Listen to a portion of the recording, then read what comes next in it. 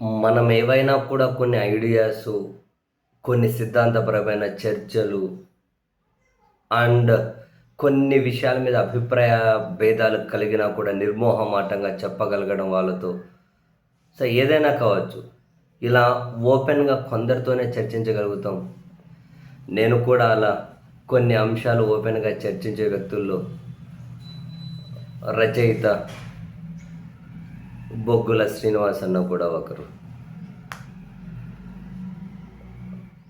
చాలా అంశాల మీద తన అభిప్రాయాలు కూడా నాతో షేర్ చేస్తూ ఉంటాడు. ఏదైనా ఒక కంటెంట్ లేకుంటే నేను వెలిపించిన అభిప్రాయం నచ్చకున్నా కూడా ఓపెన్గా చెప్పే వ్యక్తి.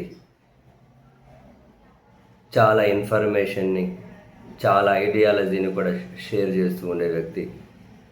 అటువంటి వ్యక్తి అనుమానాస్పదంగా చనిపోయారు అని చెప్పే వార్త చాలా బాధిస్తుంది కూడా. అనుమానాస్పదంగా మృతి చెందారు అని 2014లోనే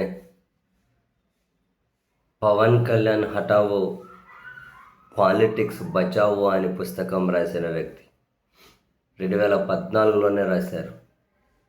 పవన్ కళ్యాణ్ హఠావో పాలిటిక్స్ బచావో అని. 10 లక్షలకు పైగా పుస్తకాలు అమ్ముడయ్యాయి అవి. అప్పుడు ఆయన అభిమానుల నుంచి ఆయనకు ప్రాణహాని ఉంది అని తెలంగాణ ప్రభుత్వం రక్షణ కూడా కల్పించింది తనకు. వాస్తవానికి ఉస్మానియాలో ఉండేవారు. కర్నూలు జిల్లా అల్లూరు ఆయనది. ఎంఎస్సీ ఆర్గానిక్ కెమిస్ట్రీ చేశారు. చాలా పుస్తకాలు రాశారు. సాహిత్యం మీద మంచి పట్టు ఉంటుంది. ఖమ్మం జిల్లాలో, అది ఖమ్మం హైదరాబాద్ వచ్చేటట్టు, ఖమ్మం జిల్లాలో ఒక పాలేరు రిజర్వాయర్లోకి కారు దూసుకెళ్ళింది అని మొత్తం అనుమానాలే అవన్నీ కూడా. ఖమ్మం నుంచి హైదరాబాద్ రావాలి అంటే బైపాస్ ఉంది, అది యూజ్ చేసుకోకుండా పాత సర్వీస్ రోడ్ ఎందుకు యూజ్ చేసుకున్నారు అన్న దగ్గర నుంచి మొదలుపెట్టిన ఆ నీళ్ళలో కారు దూసుకెళ్ళింది అని, అక్కడ ఉన్నటువంటి వాళ్ళు చూశారు అని. తీరా చూస్తే కారు కొంచెం ముందు భాగం మాత్రమే మునిగింది, వెనక సీట్లో బొగ్గుల శ్రీనివాస్ చనిపోయి ఉన్నారు అని, ఆయన మొహం మీద నుదుటి మీద గాయాలు ఉన్నాయని, కారు నడిపిన వ్యక్తి పారిపోవడం మేము చూసాము అని స్థానికులు చెప్పడం. కారు కొంచెం ఎందుకు మునిగింది, ఈయన వెనక సీట్లో ఎలా చనిపోయారు, మొహం మీద నుదుటి మీద గాయాలు ఎందుకున్నాయి, ఆ కారు నడిపిన వ్యక్తి ఎట్లా పారిపోయాడు, ఎవరా వ్యక్తి, చాలా విషయాలు ఇప్పుడు ఖచ్చితంగా తెలంగాణ పోలీసులు విచారణ చేసి బయటకు తీయాల్సిన అవసరం అయితే ఉంది. చిన్న వయసులోనే పాపం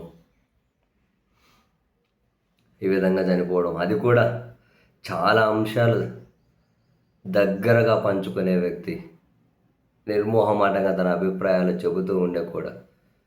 కొన్నిసార్లు ఏదైనా అంశాన్ని ఎక్స్ప్రెస్ చేసే కంటే ముందు కూడా తనతో మాట్లాడితే చాలా డిఫరెంట్ కోణాల్లో చర్చిస్తూ ఉండే అటువంటి వ్యక్తి చిన్న వయసులోనే చనిపోయారు. నిజంగా చాలా బాధ అనిపించింది. కొన్ని ఆయన చాలా ముందుగానే, అదిగో ఈ ఆంధ్రప్రదేశ్ రాజకీయాల మీదైనా, ఇంత అంతర్జాతీయ అంశాల మీదైనా కూడా చాలా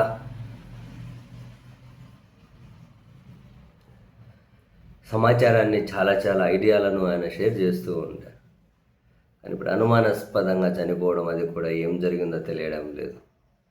2014లోనే పుస్తకం రాశారు, పవన్ కళ్యాణ్ హఠావో పాలిటిక్స్ బచావో అని.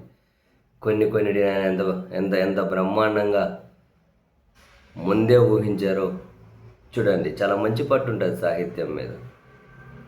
చిన్న వయసులోనే చనిపోయారు పాపం.